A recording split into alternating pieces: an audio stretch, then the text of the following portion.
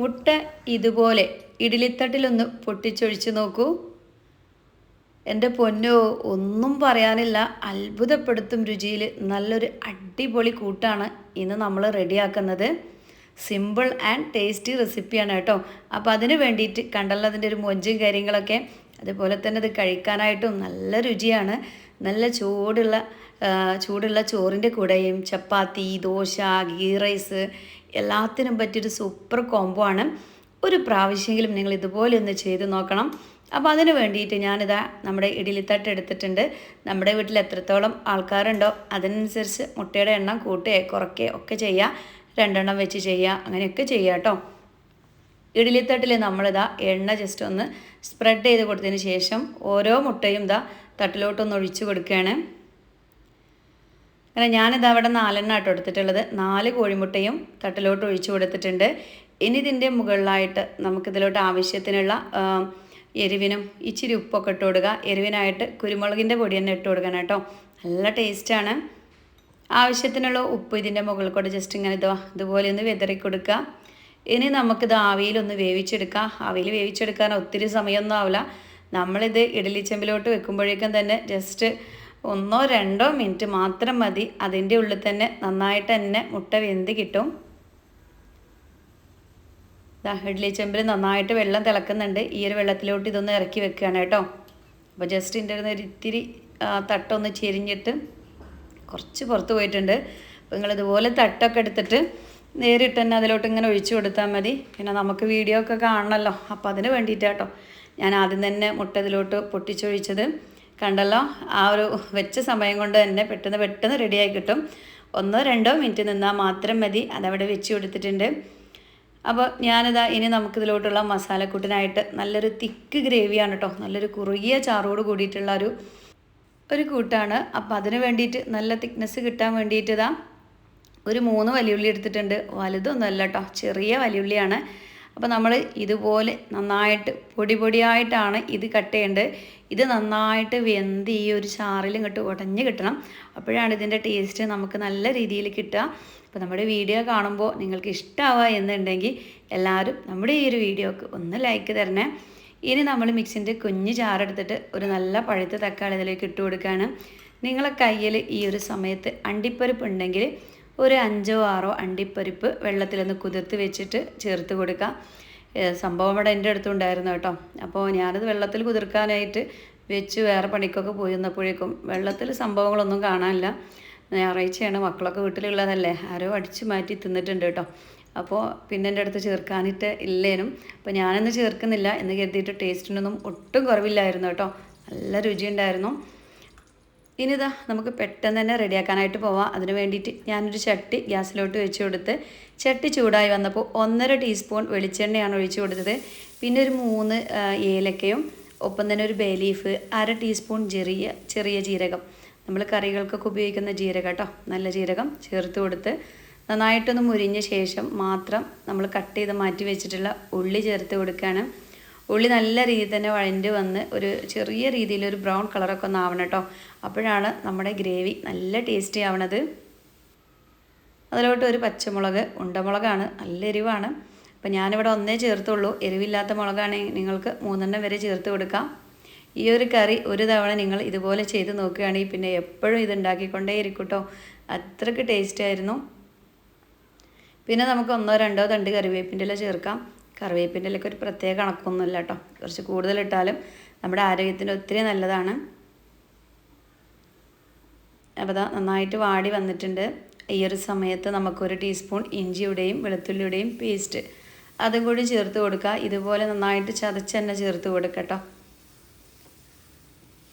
ഇനി നമുക്കിതിലോട്ട് നമ്മൾ നേരത്തെ അരച്ച് മാറ്റി വെച്ചിട്ടുള്ള തക്കാളി, അണ്ടിപ്പരിപ്പ് ഉണ്ടെങ്കിൽ ഒരു 4-5 അണ്ടിപ്പരിപ്പ് കൂടിയും ചേർത്തുള്ളൂ കേട്ടോ. എൻ്റെ അവസ്ഥ ഞാൻ പറഞ്ഞല്ലോ, അതില്ലാത്തതുകൊണ്ടാണ് ഞാൻ ചേർത്ത് കൊടുക്കാത്തത്. എന്ന് കരുതി അണ്ടിപ്പരിപ്പ് ചേർത്തില്ലല്ലോ എന്ന് കരുതിയിട്ട് രുചിക്കൊരു കുറവില്ലായിരുന്നു കേട്ടോ. സൂപ്പറായിരുന്നു.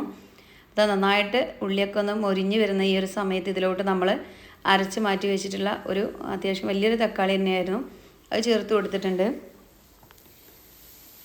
ഇനി നമ്മൾ നന്നായിട്ട് ഈ തക്കാളിന്ന് വേവിച്ച് അതിൻ്റെ ആ ഒരു പച്ച സ്മെല്ലൊന്ന് മാറ്റിയെടുക്കണം.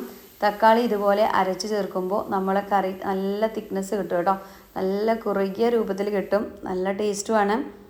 തക്കാളിയുടെ ആ ഒരു പച്ച സ്മെല്ലൊക്കെ മാറിയതിന് ശേഷം ഇതിലോട്ട് നമ്മൾ 1 ടീസ്പൂൺ കുരുമുളകിൻ്റെ പൊടിയും അതുപോലെ തന്നെ 1 ടീസ്പൂൺ എരിവുള്ള മുളക് പൊടി, അതല്ലെങ്കിൽ നിങ്ങൾക്ക് കാശ്മീരി മുളക് പൊടിയും ചേർത്ത് കൊടുക്കുക. അപ്പോൾ കാണാനൊക്കെ നല്ല ചുരുക്കുണ്ടായിക്കോളും. പിന്നെ നമ്മൾ 1 ടീസ്പൂൺ മല്ലിപ്പൊടിയും ഒരു അര ടീസ്പൂണിൻ്റെ അടുത്ത് മഞ്ഞൾപ്പൊടി, 1 ടീസ്പൂൺ ഗരം മസാല. ഈ ഒരു ഗരം മസാല കയ്യിലില്ലെങ്കിൽ നിങ്ങൾക്ക് ചിക്കൻ മസാലയോ മീറ്റ് മസാലയോ ചേർത്ത് കൊടുക്കുക കേട്ടോ. ഏതെങ്കിലും ഒന്ന് ചേർത്ത് കൊടുത്തിട്ട് പൊടിയൊക്കെ നല്ല രീതിയിലൊന്ന് ചൂടാക്കിയെടുക്കാം. നന്നായിട്ട് തന്നെ ചൂടായി വരട്ടെ. ഈ ഒരു സമയം ഫ്ലെയിം ഒന്ന് കുറച്ച് വെക്കുക. ഫ്ലെയിം കൂട്ടി വെച്ചിട്ടാണ് നിങ്ങൾ പൊടി ഇട്ട് കൊടുക്കുന്നെങ്കിൽ പൊടിയൊക്കെ പെട്ടെന്ന് കരിഞ്ഞ് പിടിക്കും. പിന്നെ നമ്മുടെ കറിയുടെ ടേസ്റ്റ് അങ്ങോട്ട് മാറും കേട്ടോ. നന്നായിട്ട് ഒന്ന് ചൂടായതിന് ശേഷം ഇതിലോട്ട് നമ്മളൊരു 1/2 കപ്പ് വെള്ളം ഒഴിച്ച് കൊടുക്കുകയാണ്. ഇളം ചൂടുള്ള വെള്ളമാണെങ്കിൽ ഏറ്റവും നല്ലതായിരിക്കും. വെള്ളം കൂടി ഒഴിച്ച് കൊടുത്തിട്ട് നന്നായിട്ടൊന്ന് ഇളക്കിയെടുക്കാം. നല്ല രീതിയിൽ കുറുകി ജസ്റ്റ് നമുക്ക് 2 മിനിറ്റ് ഒന്ന് അടച്ച് വെക്കാം.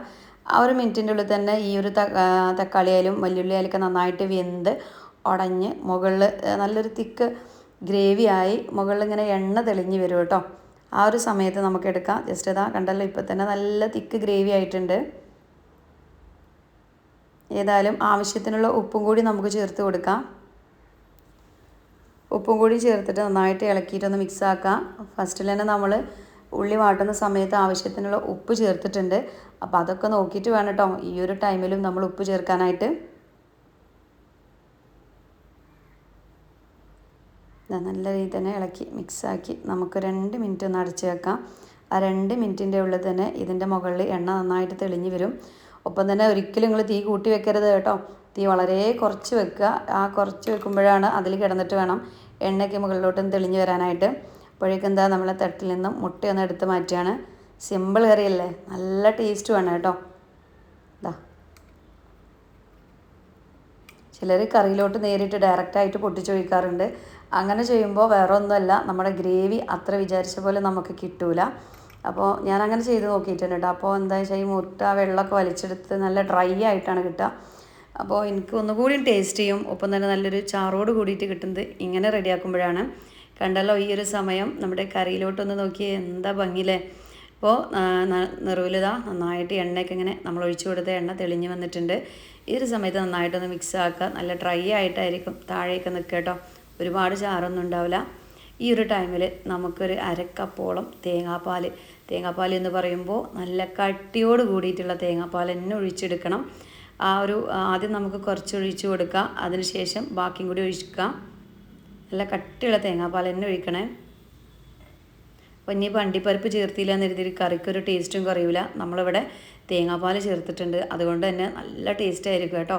നല്ല കുറുകിയ ചാറായിട്ടും കിട്ടും. നല്ല ടേസ്റ്റി ആയിട്ടുള്ളൊരു ഗ്രേവിയാണ്. അപ്പോൾ ഞാനിവിടെ കുറച്ചും കൂടി ഒഴിച്ച് കൊടുക്കുന്നുണ്ട്. ഞാൻ പറഞ്ഞല്ലോ, ചപ്പാത്തിൻ്റെ കൂടെയും ചോറിനും എല്ലാത്തിനും പറ്റിയ സൂപ്പർ കോംബോ ആണ്. അപ്പോൾ ഇന്ന് ചോറിൻ്റെ കൂടെ എടുക്കാമെന്ന് കരുതിയിട്ടാട്ടോ കുറച്ചുകൂടി തേങ്ങാപ്പാൽ ഞാൻ 1/2 കപ്പ് ഫുള്ളായിട്ട് ഒഴിച്ച് കൊടുത്തത്. ഇപ്പം ഇനി നമുക്ക് ചപ്പാത്തിക്കൊക്കെ ആണെങ്കിൽ കൂടി തിക്നെസ് വേണമെന്നുണ്ടെങ്കിൽ കുറച്ച് ഒഴിച്ച് കൊടുത്താൽ മതി. അപ്പോൾ നമ്മൾ സൂപ്പറും ടേസ്റ്റി ആയിട്ടുള്ള കറിയുടെ ഏകദേശം പരിപാടി ഇവിടെ കഴിഞ്ഞിട്ടുണ്ട്. ഈ ഒരു ടൈമിൽ നമ്മൾ അതിൽ ചേർത്ത് കൊടുത്തിരുന്ന ബേ ലീഫ് ഉണ്ടല്ലോ, അതൊന്ന് എടുത്ത് മാറ്റാം. ഉപ്പൊന്ന് ചെക്ക് ചെയ്ത് നോക്കട്ടെ. ആവശ്യത്തിനുള്ള ഉപ്പും കൂടി ചേർത്ത് കൊടുക്കാം. സിമ്പിൾ ആൻഡ് ടേസ്റ്റി റെസിപ്പിയാണ്. ഞാൻ പറഞ്ഞല്ലോ, നമ്മുടെ നെയ്ച്ചോറിൻ്റെ കൂടെ തേങ്ങാച്ചോറിനൊക്കെ പറ്റിയ കോംബോ ആണ് കേട്ടോ. സൂപ്പറായിരുന്നു. ഇനി നമ്മൾ ഈ തിളച്ച് വരുന്ന ഈ ഒരു കറിയിലോട്ട് ഓരോ മുട്ടയും ഇട്ട് കൊടുക്കുകയാണ്. അപ്പോൾ നമ്മൾ തേങ്ങാപ്പാലാണ് ഇപ്പോൾ ഈ തിളച്ചുകൊണ്ടിരിക്കുന്നത്. അപ്പോൾ ഒരു മിനിറ്റ് നന്നായിട്ട് ഇതിൽ കിടന്ന് തിളക്കട്ടെ. അതിന് ശേഷം നമുക്കിത് ഗ്യാസ് ഓഫ് ചെയ്തിട്ട് അടച്ച് വെക്കാം. അടച്ച് വെച്ചിട്ട് ഒരു 5-6 മിനിറ്റ് ഒക്കെ കഴിഞ്ഞിട്ട് തുറന്നാൽ മതി. അപ്പോഴേക്കും തന്നെ ഈ ഒരു മുട്ടയിലോട്ട് മസാലയൊക്കെ നല്ല രീതിയിൽ തന്നെ കയറി കാണും. ഞാൻ ഓഫ് ചെയ്തിരുന്നു കേട്ടോ. ഓഫ് ചെയ്താരെയാണ് അതിൻ്റെ മുകളിലായിട്ട് കുറച്ച് മല്ലിച്ചപ്പ് ഒന്ന് വിതറി കൊടുക്കുന്നത്. താല്പര്യമുള്ളവർക്ക് ചേർത്ത് കൊടുക്കാം. ചെറുക്ക് അതിൻ്റെ ടേസ്റ്റ് അങ്ങോട്ട് ഒത്തിരി ഇഷ്ടമില്ലാത്തവർക്ക് സ്കിപ്പ് ചെയ്യാം കേട്ടോ. കണ്ടല്ല, നല്ല കുറുകിയ നല്ല അടിപൊളി മുട്ടക്കറിയാണ്. മുട്ടക്കറി നമ്മളെല്ലാവരും പല വിധത്തിൽ പല ടേസ്റ്റിലും റെഡിയാക്കാറുണ്ട്. എല്ലാം ഒന്നിനൊന്ന് മെച്ചമായിരിക്കും. എന്നാൽ ഇത് ഒരു വെറൈറ്റിയാണ് കേട്ടോ. ചെയ്യാത്തവരുണ്ടെങ്കിൽ തീർച്ചയായിട്ടും ഒന്ന് ചെയ്ത് നോക്കുക. സൂപ്പർ ഡിഷാണ്. കണ്ടല്ലോ, മുട്ടയൊക്കെ അതിൻ്റെ ആ ഒരു സെൻറ്ററിൽ മുട്ടയുടെ ആ ഒരു കൂഞ്ചിയും കാര്യങ്ങളൊക്കെ ആയിട്ട് സൂപ്പറായിട്ട് തന്നെ നമുക്ക് കിട്ടും. കറിയാണെങ്കിൽ കണ്ടല്ലോ, നല്ല കുറുകിയ കറിയാണ് കേട്ടോ. നമ്മൾ തക്കാളിയൊക്കെ അരച്ച് ചേർത്തു, അതുപോലെ തന്നെ വലിയുള്ളിയൊക്കെ വളരെ ചെറുതായിട്ട് കട്ട് ചെയ്തൊക്കെ കൊണ്ട് പിന്നെ തേങ്ങാപ്പാലും എല്ലാം കൂടി നല്ല കുറുകിയ ടേസ്റ്റി ആയിട്ടുള്ള ചാറോട് കൂടിയിട്ടാണ് കിട്ടിയത്. ഇതുപോലൊരു കറി ആരെങ്കിലും റെഡിയാക്കി നോക്കിയിട്ടുണ്ടോ? ചെയ്യാത്തവരാണ് നിങ്ങൾ ചെയ്ത് നോക്കുക. പിന്നെ ഞാൻ പറഞ്ഞല്ലോ, അണ്ടിപ്പരിപ്പ് ചേർക്കുന്നവർക്ക് തക്കാളി അരക്കുന്ന സമയത്ത് ഒരു 5-6 അണ്ടിപ്പരിപ്പ് ചേർത്ത് കൊടുക്കാം. സംഭവം ഞാനും വെള്ളത്തിലൊക്കെ ഇട്ട് വെച്ചെങ്കിലും ഞാൻ പറഞ്ഞല്ലോ, ഇന്നിപ്പോൾ മക്കളൊക്കെ അവിടെ ഉള്ള സമയമാകുമ്പോൾ അതൊന്നും നടക്കണ കാര്യമല്ല. അവരങ്ങനെ ആരാ അടിച്ച് നമ്മളെ സാധനം തന്നെ ആയിരിക്കും കേട്ടോ. പിന്നെ ഓന് അടുക്കളയിൽ ഞായറാഴ്ച ആയാൽ പിന്നെ മക്കളിങ്ങനെ അതിലും ഇതിലും നടക്കുമല്ലോ. അപ്പോൾ ഇന്ന് ഞാനിതാ ചപ്പാത്തിയുടെ കൂടെ ഇതൊന്ന് സെർവ് ചെയ്യുകയാണ്. ചപ്പാത്തി കൂട്ടി കഴിക്കാൻ നല്ല ഉഗ്രം ടേസ്റ്റ് ആയിരുന്നു. അപ്പോൾ ഈവനിങ്ങിൽ ഇന്ന് ചപ്പാത്തി ഉണ്ടാക്കുകയാണെങ്കിൽ തീർച്ചയായിട്ടും കറി ഇതായിക്കോട്ടെ മക്കളെ, അത്ര ടേസ്റ്റാണ് കേട്ടോ. ഒരു തവണ നിങ്ങളിത് റെഡിയാക്കുകയാണെങ്കിൽ പിന്നെ എപ്പോഴും ഈ ഒരു കറി മാത്രം മതിയാവും കേട്ടോ. അത്രയ്ക്ക് പൊളിയാണ്. ചപ്പാത്തിയുടെ കൂടെയൊക്കെ ഒന്നും പറയാനില്ല, സൂപ്പർ ടേസ്റ്റാണ്. നമ്മുടെ ചിക്കൻ കറിയൊക്കെ ജസ്റ്റ് ഒന്ന് മാറി നിൽക്കും, അത്ര രുചിയുണ്ടായിരുന്നു കേട്ടോ. ചിക്കൻ കറി വേറെ ലെവലാണ്, എന്നാലും എല്ലാത്തിൻ്റെയും കൂടെ ഒപ്പത്തിനൊപ്പം വെക്കാൻ പറ്റിയൊരു കറി തന്നെയാണ്. അപ്പോൾ ഇന്ന് നമ്മളെ വീഡിയോ ഇഷ്ടമായെങ്കിൽ നമ്മളെ വീഡിയോ ഒക്കെ എല്ലാവരും ലൈക്ക് തരിക. ഒപ്പം തന്നെ മക്കളെ നമ്മളെ വീഡിയോ എല്ലാവരിലേക്കൊന്ന് ഷെയർ ചെയ്ത് കൊടുക്കട്ടോ, എല്ലാവരും കാണുകയും ചെയ്യട്ടെ. ഇതുപോലെ നല്ല അടിപൊളി മുട്ടക്കറി, നല്ല തിക്കോട് കൂടിയിട്ടുള്ള മുട്ടക്കറി എല്ലാവരും ഉണ്ടാക്കട്ടെ. ഇൻഷാ അല്ലാഹ് നാളെ വരാം. എല്ലാവരോടും അസ്സലാമു അലൈക്കും.